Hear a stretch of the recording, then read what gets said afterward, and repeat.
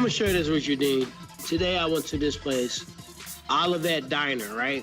In St. Louis, Missouri, to this diner. And me and Avery sat down, we ate at this diner. And I said, if I walk in here, man, I feel like it's 1940, we're gonna go find somewhere else to eat.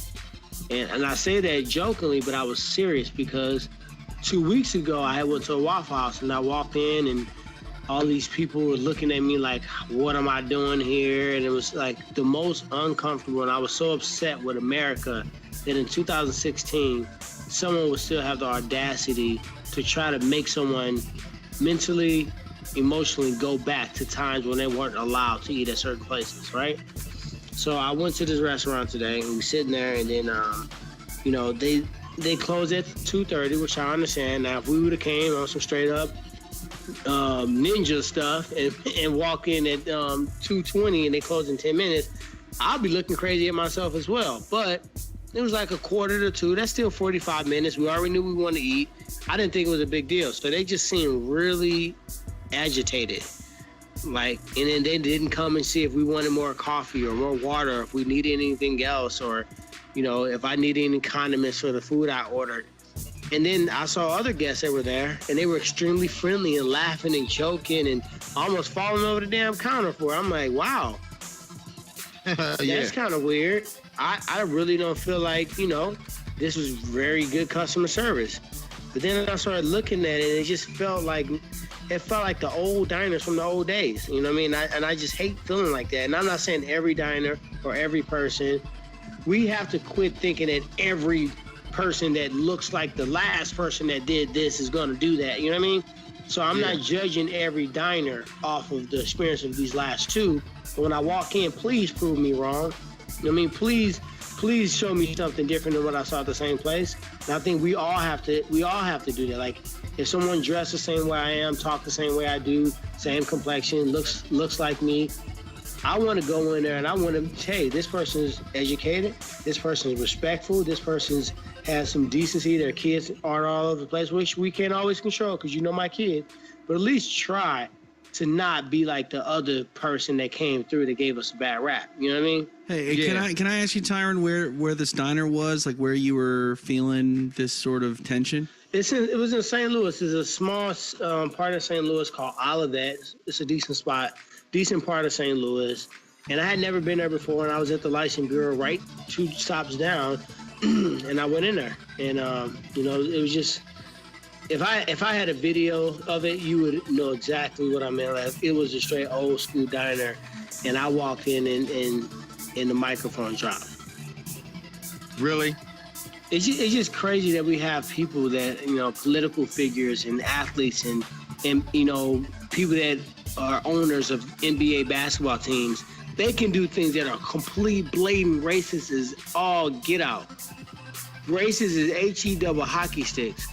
And there's no crazy uproar. I'm looking like, wow, you just gonna let Donald Trump talk about Hispanic Americans that way and just like ain't nobody gonna get buck wild about that? And let this basketball owner talk about, you know, her always hanging on African American people and nobody's gonna, like, people gave a little stink about it, but they giving a stink like he came out halftime with a Uzi and sprayed the freaking the other team up. As the token white guy of this program, I'd like to say that when political figures spit racism, generally it's veiled with the idea that they're being, quote unquote, American.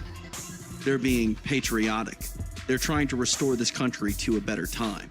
And that is what drives me crazy because, sir, I don't want to get all political figure-y here. Get political, brother. We there, man. We already cracked the can. It just drives me nuts that people have veiled racism and just straight up ignorant comments, and then the people that support them are like, oh, he's such a patriot. What are you talking about? That's what happens. That's exactly what happens. It's almost like, hey, this country was better when certain races were not allowed legal rights to vote and have a voice. You know what happens, TJ? It's those individuals that don't realize it's a problem because they haven't been exposed to it and they haven't seen it firsthand.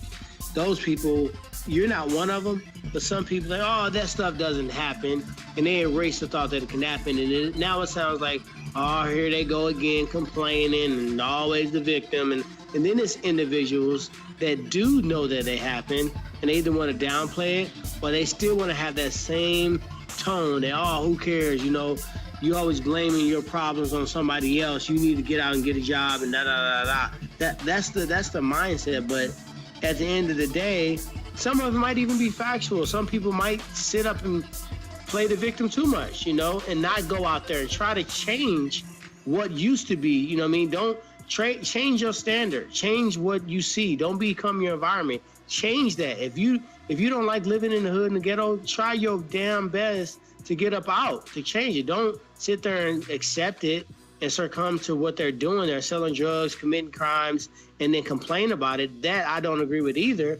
But also, let's not be 100% insensitive and just act like these things are not happening. Sure. They're happening. Well, I mean, and I guess what? I'm going back to that damn diner because their waffles was a bomb, and I'm gonna give them another chance. There you go. To prove me that maybe they were just having a bad day. Talking about ice baths. She goes all the way, face deep in the ice bath. I'll go here. That's amazing. Makes the body feel good now. Go, go.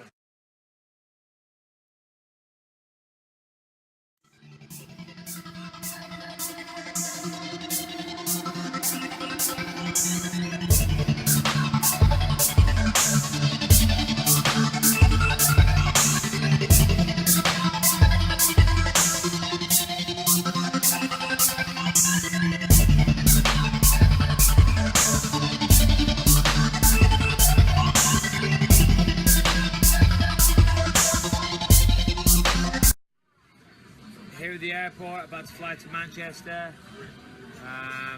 Just getting a little snack. Pork fish tacos without the taco, so basically some grilled fish. Feeling good. Can't wait to get to Manchester.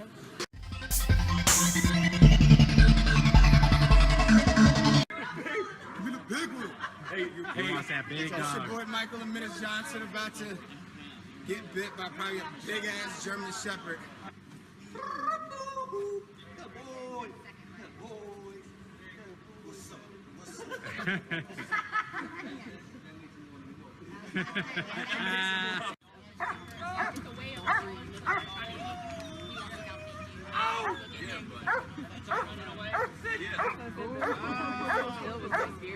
Like when you're expecting it, but like, shit. You gotta see if you can get your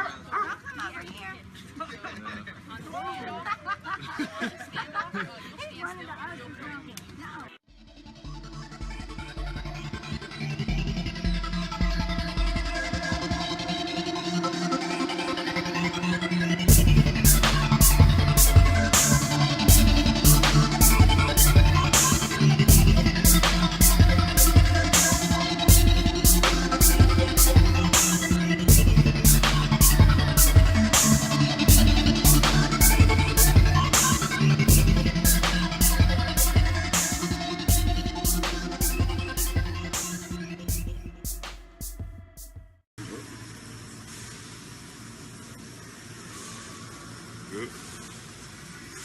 Good. Pull. Hold tight. Rest.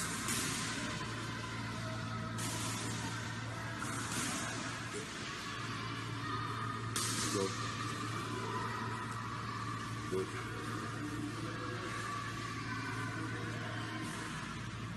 Good.